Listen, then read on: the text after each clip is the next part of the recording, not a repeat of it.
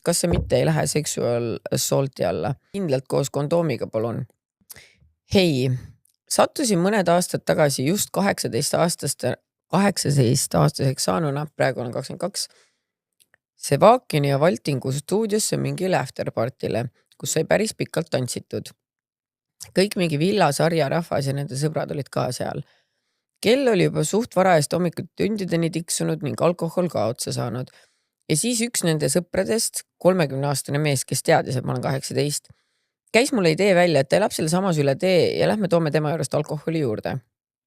Ma nõustusin, kuid ütlesin kohe, et peame siis siia kindlalt tagasi tulema, sest mu sõbranna jäi mind ootama. Esimene red flag oli õues juba see, et hakkas taksot tellima. Mu reaktsioon oli ka kohe, et what the fuck pidid ju siit üle tee elama, aga no okei. Jälle see viisakus, no okei.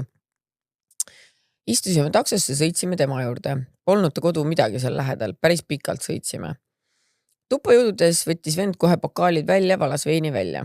Ma ütlesin, et pidime ju tagasi minema, aga ta ütles, et korra istume siin, joome veini ja siis lähme.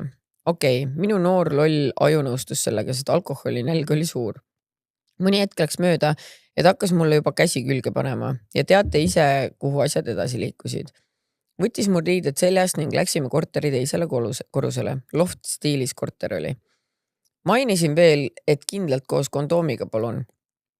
Kuigi ma tegelikult isegi ei tahtnud ju temaga magada, aga ma julgenud keelduda ka, sest ma olin nii noor ja rumal. That's on me. Jälle ehe näide. That's not on you, baby. Ja arusaadav, eriti, kui me paneme ennast olukorda. Ma olen võõra mehega, me oleme mõlemad alkoholi tarbinud, ma olen tema kodus. Võib-olla see on mingi alalhoiu instinkt ka. Ta on täiega, Äkki ta läheb närvi, äkki ta hakkab mind vägistama siis. Et sul on lihtsam mõelda, et okei, tavai, teeme selle siis ära, vaata, kuigi ta ütles, ta ei taha, aga tavai, let's get it over with, on ju. Poole asjatamise pealt ma nägin, et ta võttis kondoomi ära ning ma küsisin kohe, et kas sa võtsid praegu kondoomi ära. Tema vastus oli, sa ei pea kõike teadma. Õnneks kohe peale seda oli vist saatus minu poole peal, ta jäi magama. Põgenesin nii kiirelt korterist, kui ma sain. Riided isegi panin jooksu pealt tagasi endale selga.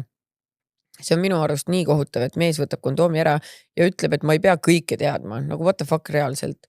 Kahetsen siiani, et avaldust ei teinud, sest kas see mitte ei lähe sexual assault'i alla.